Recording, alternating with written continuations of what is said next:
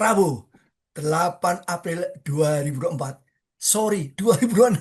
Kok mundur 2 tahun? Karena apa? Saya menyimpan sesuatu tentang buat Sobat Dober. Kenapa saya harus menyebut tahun 2004? Tapi kita sapa dulu Cak Dodo. Assalamualaikum Cak Dodo. Salam FNF.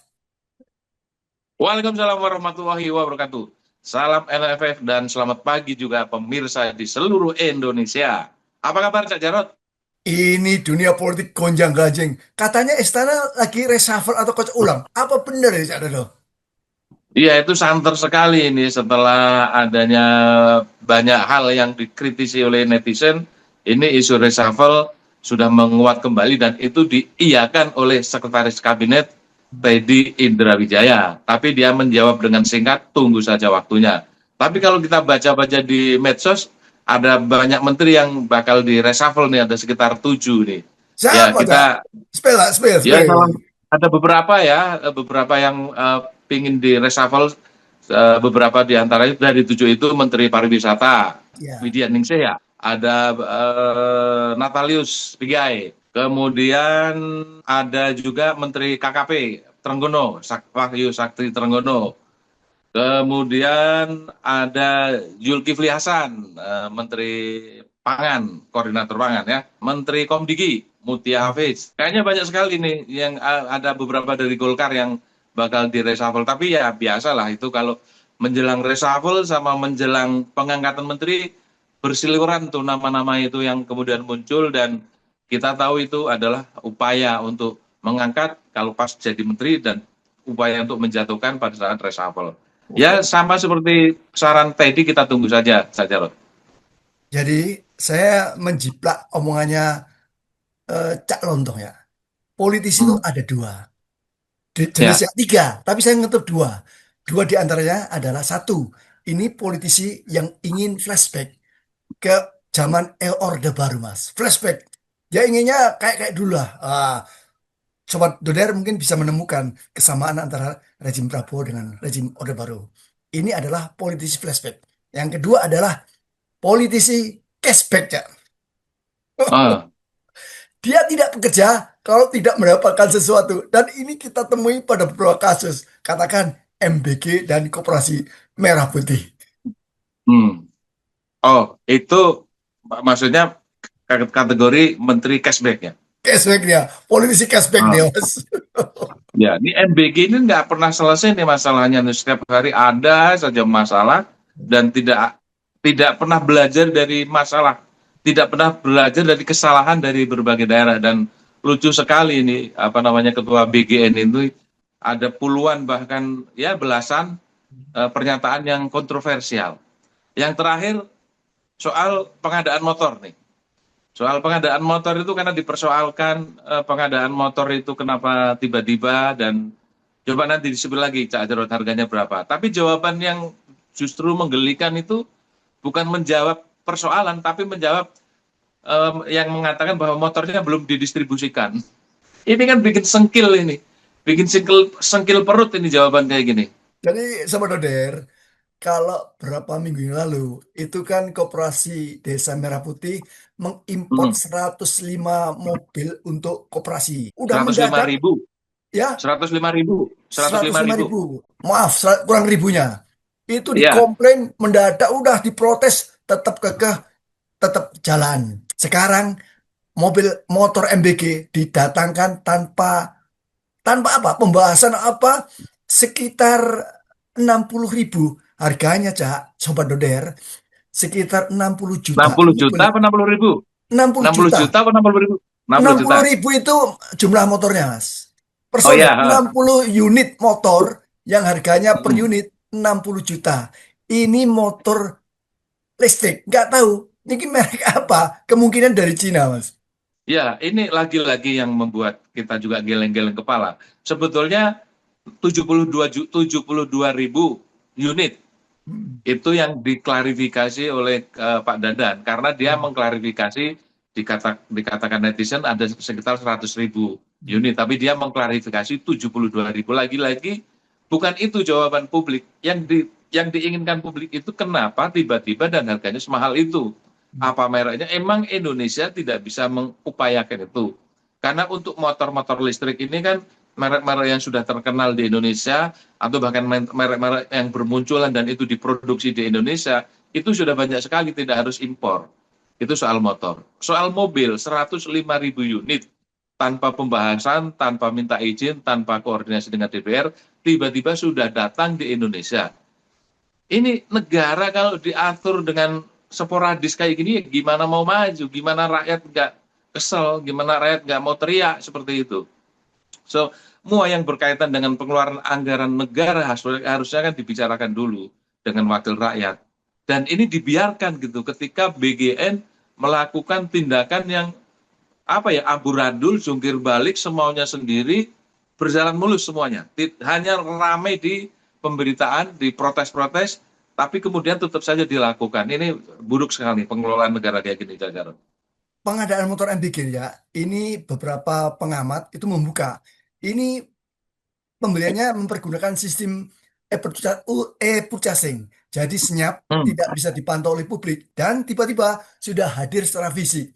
Ini kurang ajar, ya. Sudah kurang ajar hmm, menggunakan dana anggaran pendidikan kayak duit Mbak Ide, ya.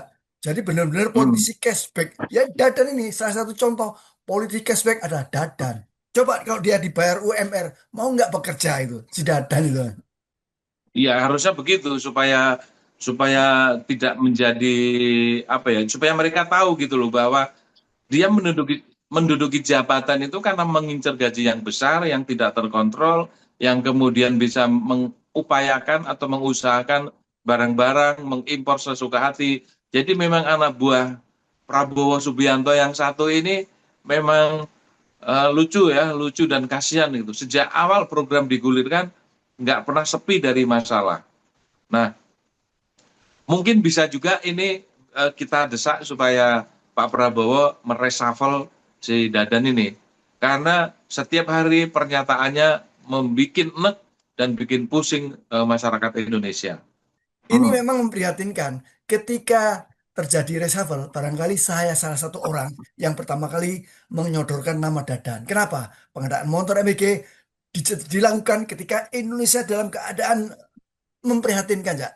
Nilai tukar rupiah itu mentok jatuh, Cak, di atas 17.000, sekitar 17.105 dolar per dolar, rupiah per dolar. Ini artinya apa?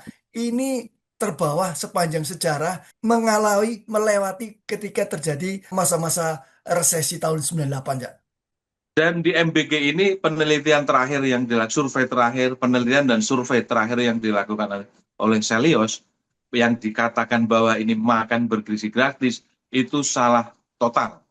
Betul-betul salah total. Karena yang mendapatkan manfaatnya bukan anak-anak yang kurang gizi, bukan ibu hamil, bukan juga mau memberantas stunting, bukan. Karena nilai gizinya itu tidak ada. Dari 15.000 itu, ternyata yang dipakai untuk beli makanan itu versi Selios ya, itu Hmm. 6.000. Bayangkan dari 15.000 hanya 6.000 yang sampai kepada apa namanya, penerima manfaat, dan itu bisa bisa diklaim dari mana kalau 6.000 itu makanan dianggap bergizi. Dan itu survei loh. Ternyata yang menikmati dari program BGN ini adalah mitra, koperasi, dan juga apa, orang-orang dekat kekuasaan, TNI Polri, yang punya dapur, yang punya yayasan, dan para pemasok. End user sebagai orang yang dijadikan jualan makan bergizi gratis tidak mendapatkan manfaat atau tidak mendapatkan gizi yang diharapkan oleh Presiden Prabowo.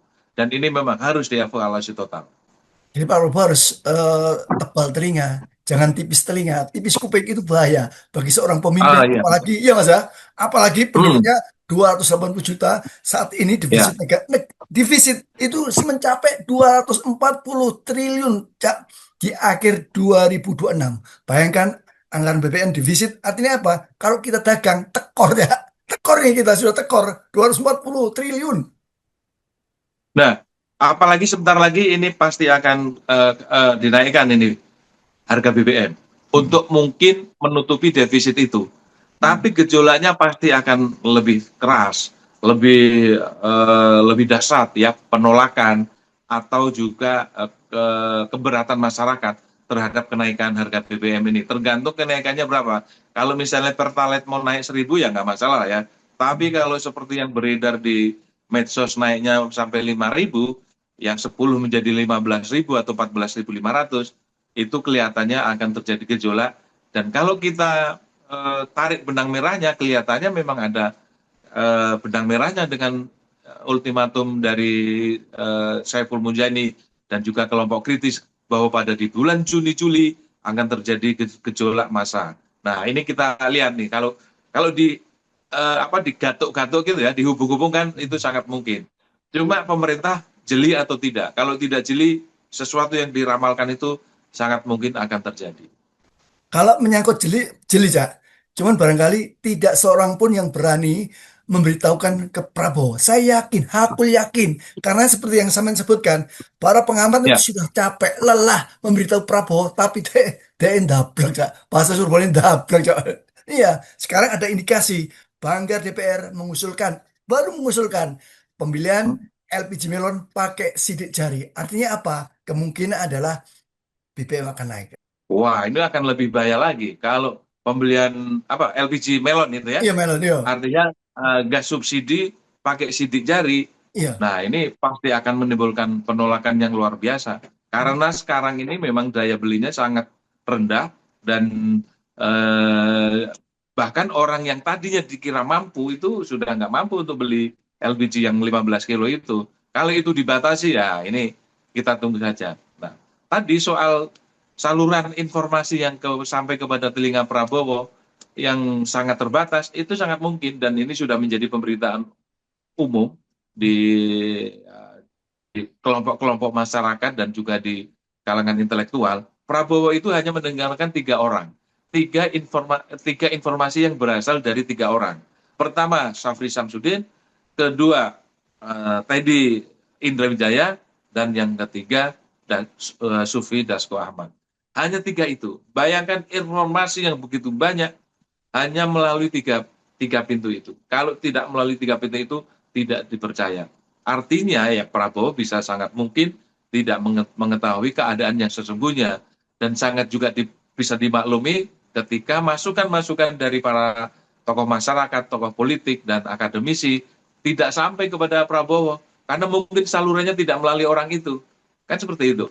Salah satu bukti kenapa informasinya tidak akurat ketika Prabowo sholat Id di Aceh. Terus menyebutkan 100% masyarakat atau korban bencana sudah tidak ada di tenda. Buktinya Hmm, dikomplain banyak orang. Ini artinya apa? ya. Informasi yang tidak akurat. Sakjane sakno, mesakkan, mesakkan. Kasihan Prabowo punya anak buah seperti ini. Kasih closing statement, ya. Kalau Prabowo tidak mendapatkan informasi yang benar-benar akurat, bagaimana mungkin ada solusi yang akurat? Karena dia antara diagnosa dan obatnya tidak tidak tidak sesuai gitu. Jadi kalau kemudian menimbulkan gejolak, kemudian penolakan dan eskalasinya semakin meningkat, itu adalah buah dari kebijakan yang terjadi selama Pak Prabowo memimpin. Satu lagi sebelum di closing. Jadi yang nyata-nyata informasi tidak benar dan Prabowo tidak bergerak. Kembali kepada soal Kepala BGN, Dadan Hindayana, yang mengatakan bahwa setiap SPBG setiap hari memotong sapi sebanyak 19.000 sapi setiap hari, dan kemudian lele ada berapa, satu lele setiap, itu tidak pernah dikonfirmasi, tidak pernah divalidasi. Bayangkan untuk motong sapi itu butuh berapa orang, untuk tukang jagal, tukang menguliti dan merajang itunya. Sementara petugas petugas dapur itu kan sudah dibatasi antara 35 orang sampai 50. Rata-rata 35 sampai 40. Itu saja sudah mustahil kalau setiap SPBG setiap hari memotong sapi, dan Pak Prabowo percaya. Ini penyakitnya nih, Kak Jarod. Ya, ini ironi di negara Konoha, tapi sobat Doder, jangan patah semangat. Tetap istiqomah. Assalamualaikum, Cak Dodo. Salam FNF. Waalaikumsalam warahmatullahi wabarakatuh. Selamat pagi semuanya.